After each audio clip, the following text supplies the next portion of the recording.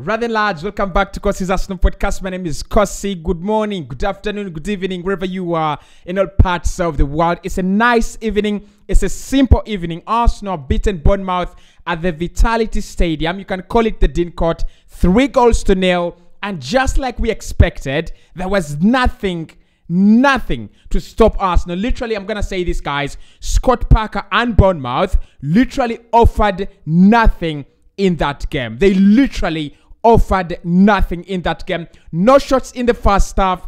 How many shots did they have in the second half? And how many times did they get onto Arsenal's goals as on Arsenal's goal as a real threat? I think, look, it's the brilliance of Arsenal first and foremost, but I love games like this. I love evenings like this when you walk in and you know you're going to win and you definitely pick up the 3 points. It's a very wonderful evening. But of course, as we always do, we get into the vote. Who was your man of the match? I've selected 4 candidates for that game. Martin Odegaard should be man of the match. Captain Fantastic, scoring a brace. Now, that was Martin Odegaard's second time to score a brace ever since he was 15. So that is his second brace as a player. I mean, it really doesn't matter, but it comes against Bournemouth in a very, very fashionable manner in the 5th minute and also in the 11th minute. So I thought Odegaard had a very good game, and I've nominated him for player of the match. I've also gone with Gabriel Jesus. I think many people will underestimate Gabriel Jesus, but the key role he has in both goals is absolutely fantastic. I think he's one of the most complete strikers the Premier League has now. Very, very complete. His role in the build-up, his role, when Arsenal are in transition, is absolutely very, very crucial. So I thought Gabriel Jesus had a very, very good game. Martinelli as well, I think, had a very good game, and William Saliba. So let us select from those 4: Saliba, Martinelli, Gabriel Jesus, and Martin Odegaard. Who was your man of the match? But guys, before we get into it, hit the like button for me. Let's get this video to 800 likes. What a goal from William Saliba. Let's talk about it. I mean, haters, this is not the platform. This is not the time. You can watch the content, but this is not the time. Let's talk about that William Saliba goal. Last weekend, William Saliba conceded an own goal. And of course, the haters, rival fans all over social media, William Saliba scores an own goal. The Mbappe of centre-backs is scoring own goals. But what a way to say sorry. What a way to shut the mouths of your rivals. That goal was superb. And I also think, look, in the second half, Bournemouth, started off a little bit better. I thought they ran very well. They were not posing a big threat, honestly, but I just felt like, Scott Parker's words at halftime, I think the instructions were, go and make it difficult for Arsenal. It was too easy in the first half. Make it a little bit difficult. Because in the first half, we could have hit them 5. We could have hit them 6-0 in the first half. For me, we didn't create enough for Gabriel Jesus. And the reason as to why we didn't create enough for Gabriel Jesus in the first half is because when we scored those 2 goals, we relaxed. I'll talk about that later on. But William Saliba, let's talk about that goal. Because, I mean, what is your rating out of 10 on a scale of 10? Rate that goal for me in the comment section. Because for me, it's a 10 out of 10. Guys, that goal is a 10 out of 10. That finish, if it is, if it's a defensive midfielder, if it is many of the defenders in the Premier League will not execute that finish. They will definitely not execute that finish. So I thought it was a very, very, very beautiful goal from William Saliba. And throughout the game, he was very solid. He was very consistent. His tackling is absolute class. Absolute class. And then Martin Odegaard, the first goal, I think that is what we want to see from Martin Odegaard in that creative role. You want to see him, getting into those areas. You want to see him scoring as more goals as he can. You want to see him in those areas where he's going to get involved. But most importantly, you want Martin Odegaard to be scoring goals. My problem right from last season, you remember me talking about him. The problem and the difference between him and players like James Maddison Maddison scores as many goals as he can. Martin Odegaard misses many chances. And I think he also needs to take more risks. We talked about that. And he needs to take more of the initiative. He's started doing that. I think he's getting into those dangerous areas, those dangerous places, in the final third. And that first goal, I just love it. Because, look, Gabriel Jesus, the hard work, brilliant goal. I triple captained Gabriel Jesus, by the way. And look, his goal was cancelled. And look, it wasn't the best. It wasn't the best, results I could get from a triple captain on FPL. But I'm gonna say this: Gabriel Jesus' role in the first goal, it is absolutely magnificent. And of course, Gabriel Martinelli, the shot, it is repelled by the Bournemouth goalkeeper, and Odegaard is just there. It's a simple finish, right? I mean, the quality of Martin Odegaard, I admire so much, because there's so many players that would go for power there. There's so many players that would complicate that situation and try to raise the ball over the bar for nothing. But it just comes down and passes the ball into the net. It just reminds me of Messi. Honestly, it just reminds me of Messi, because Messi, in such situations, I'm rewatching the goal now.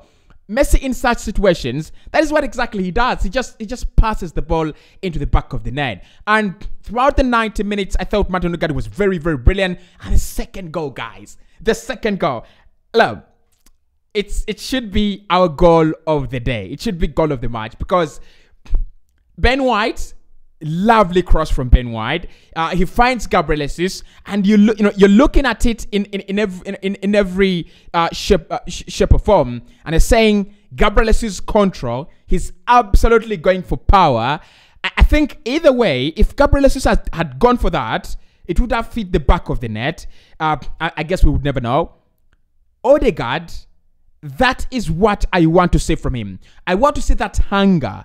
I want to see that ambition. I want to see that initiative. And I want to see a Martin Odegaard that is trying to take matters in his own hands. Not only creating chances, score the goals. I mean, you are playing next to the strikers, and you're playing with one of the best strikers in the world when it comes to drifting from that position and creating chance of spaces in that area. And Odegaard was the beneficiary today. So I thought the second goal, the second Martin Odegaard goal was magnificent. Very magnificent. Because the way he just scoops it before Gabriel Jesus can scoop it.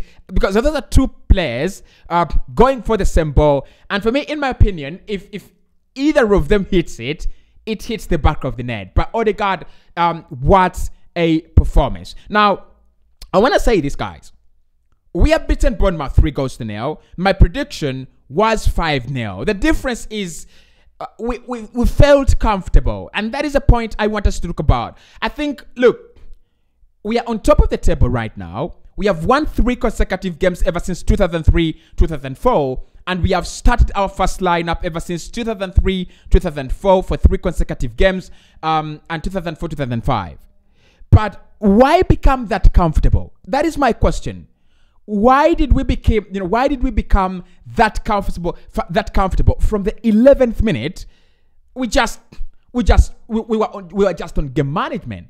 Now, I didn't understand that, honestly, because throughout the first half, Arsenal's numbers were absolutely magnificent. The spells of possession, the passing was late. 205 passes within the first 30 minutes of that game. But how many chances did we create then? The Odegaard chance, the second Odegaard chance, they're over, they're gone. And, that spirit of triumphalism, it happened last season. We were there last season against, Crystal Palace, against the likes of, Brentford. When you score 2, when you score 1, and you feel it is enough, 1 in the Premier League is never enough, and 2 in the Premier League is never enough. And of course, I've already spoken about goal difference. I've already spoken about scoring as many goals when you can, right? Yes, you have scored 2, but it's your playmaker that has scored those 2. Make sure that your striker is also getting the chances. Gabriel Jesus today, apart from the second half, where he got 2 clear-cut chances, he scored 1, and the other was served by the goalkeeper, but he was offside when he scored. In the first half, we barely created anything for him. Despite the fact that he's playing in that role and is, dropping deep and having very good spells of hold up play and everything, we need to create chances for him. He has the ability to score a goal every game. And I'll repeat that. He has the ability to score a goal every game. So I thought in the first half, from the 11th minute to the 45th minute, we didn't play attacking football. We were not sharp. We didn't aim to hurt Bournemouth in any way, shape, or form. And Bournemouth had already given in, because I told you the result that we want to replicate was that Bournemouth conceded against Manchester City, right? And I told you they're not an Arsenal match. They were never going to give us any kind of problems, and they never did. But we let ourselves down, especially in the second half. But overall, let's talk about the positives. I can't focus on the negatives. I think we are getting there. I think with this Arsenal side, what you're looking at a young driver. You're looking at a learning driver that is trying to figure out the gears, we are still trying to figure out the gears before we can get up and running. So you see it. You've seen it today when we get compacted in one area of the pitch and we are in possession, but then we can't make the right pass because every player is drifting towards the ball. I think it's literally because we are not yet there, right? And it's gonna take some time for this Arsenal side for every player to know their roles. I think for Saka knows his role very well. I think Gabriel Jesus and Odegaard know their roles very well, and Martinelli. But the rest of the players, especially Xhaka, Zinchenko, and Thomas Partey. I mean, I'm not really saying that they're having bad games, but they're not yet there. They're not yet at that point where you feel, you're expecting Xhaka to be making this run and he makes it. You're expecting Alexander Zinchenko to be in this kind of space and he's there. And the problem is that it's a new system and everyone is trying to find their places and find their roles in the system. Something that I really don't have a problem in. So if we can also sort that out, we are going to be absolutely flying, because the picture and the blueprint of what we are trying to do is very visible.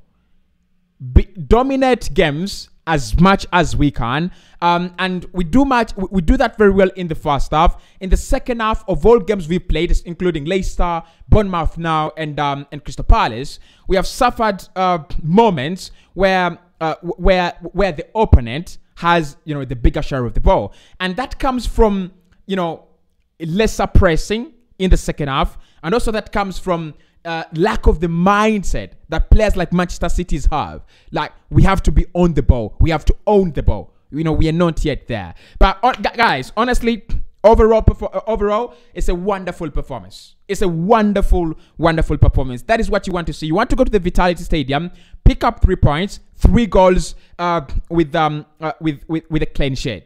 That is exactly what you want. Commendable performance from William Saliba. His confidence has actually not dropped from the moment he scored that own goal. His confidence has not dropped a little bit. He's still flying into challenges. He's still battling with strikers. He's still battling with players, and I'm just loving it. I think that, look, him as a player.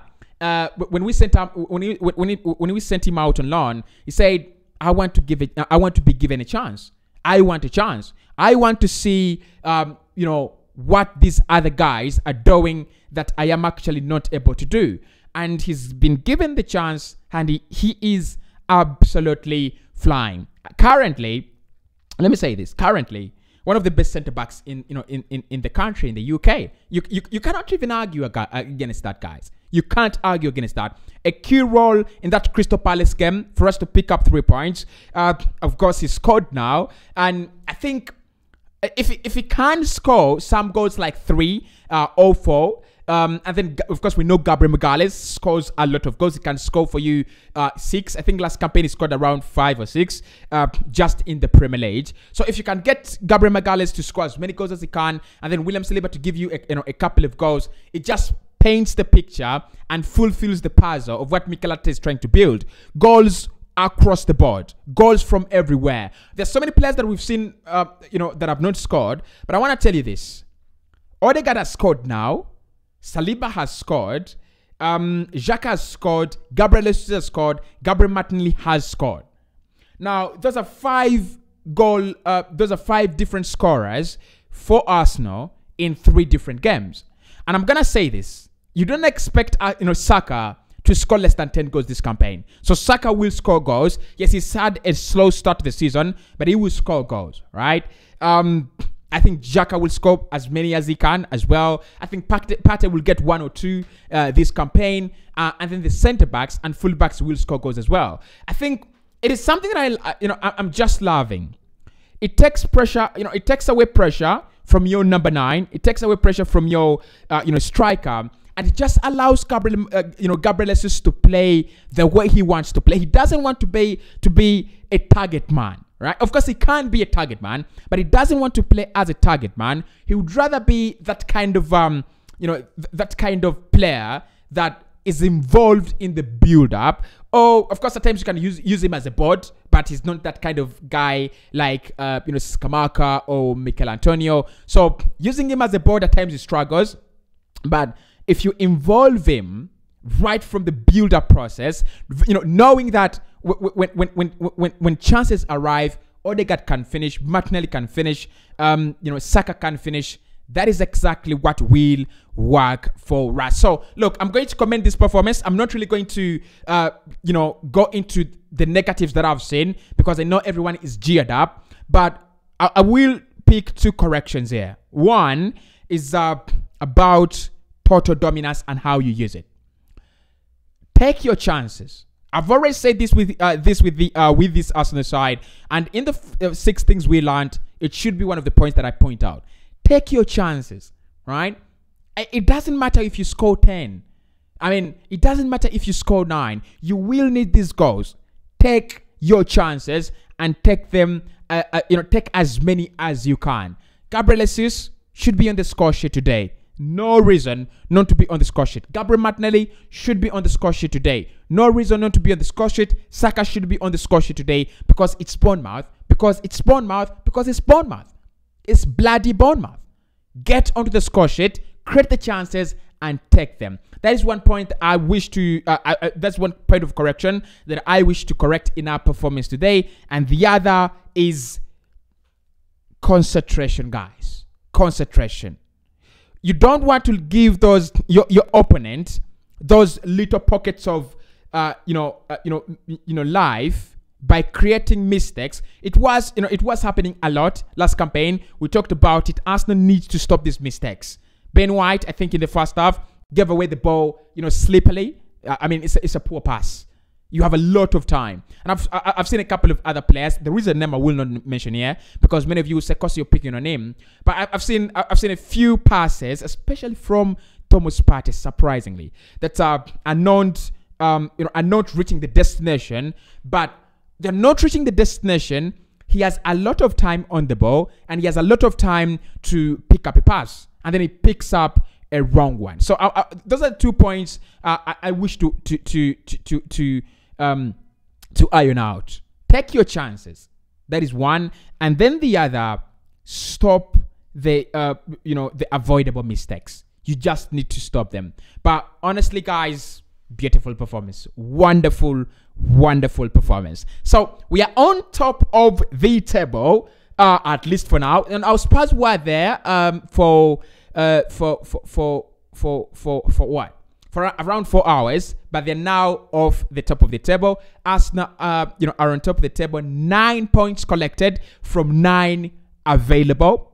Brilliant. We have conceded only 2 goals this campaign against Leicester City. 2 avoidable goals, by the way. And we have now scored 9. Is it 9? 9 goals this campaign. So a brilliant start to a campaign. To a campaign that comes after one where we started with 3 losses in a row. To a campaign that comes after one where we nearly crossed over to the UEFA Champions League. I think the ambition, the aim is to go back to the UEFA Champions League. And if you're going to go back, you need to start like this, right? I mean, many people are going to say, Cossy, it's early. It is early. It's early. But it is early. But remember, there will reach a time when you need these 9 points. There will reach a time when a few clubs are off because we won our 3 games of the season. And anyway, these are games Arsenal should be winning. Crystal Palace away, Bournemouth away. Now that means Crystal Palace will come at the Emirates Stadium, and Bournemouth are coming at the Emirates Stadium in a very crucial time when when points and the table matters. Will be hosting these guys. All right. And remember, at the beginning of the season, when the table doesn't matter, we've picked up our 3 points. I just love the way we picked up 3 points, and we didn't play very well, by the way. Someone should talk to me about our performance generally. It was magnificent, but it wasn't our best. But I just loved it. Arsenal beaten Bournemouth without needing to get out of third gear. I mean, just in third gear, and we've beaten them. Because the Arsenal I know that started that Crystal Palace game, if we started that game at that tempo, these lads would be 6-0 down at half time. They would be 7-0 down at half time. But I think Mikel is trying to tell the boys, do the best you can. Don't rush things. We are still building, right? And by game week 10, as many people think that Arsenal will be, declining, I think our game will be improving. This is not the Arsenal side we are going to see all season. It is not. The truth is there is something lacking here. And what is lacking is that, that instinctive passing, right? Those kind of patterns that naturally become when we are on, when we are in and out of position. Out of position, we are not bad. But in position, we are still lacking those, natural superiorities that form because players know where they should be. And we're also still lacking those overloads, right? Last season, I thought we created very well overloads on the right-hand side. Saka, Odegaard, and Tomiyasu. The overloads were great, joined by Thomas Partey. Today and this season, Gabriel Jesus Martinelli, you've seen Odegaard tilting more to the left than to the right. And the reason is that our action is actually happening more on the left than on the right. So if we can get those overloads and superiorities, form naturally, just like you see Manchester City. Look, when City are in position, if the ball flows probably to the right or to the left to Phil Foden, you will find Kevin De Bruyne closing in, and then Ike Gundogan closing in as well, and then they'll form those triangles, and literally they will lock you in. You cannot get out. Look, by game week 10, in my opinion, we'll be there. Of course, we still have to see a couple of other players, the likes of Fabio Vieira. We've not seen him. Albert Senebokonga has come on for his debut of the Premier League season, and a couple of other players will come. But honestly, guys, magnificent. Not disappointed. I'm disappointed with my FPL lads. I'm very, very disappointed with my FPL. If I can show you, I'm trailing. I'm trailing here. So the highest guy has I think 83 points, and I have 37. So I'm trailing. I triple captained Jesus, and I got 12 points. But it's not bad. It's not really bad. I'll see you soon in the player ratings and also in the 6 things we learned. Make sure you hit the like button. Bye-bye for now.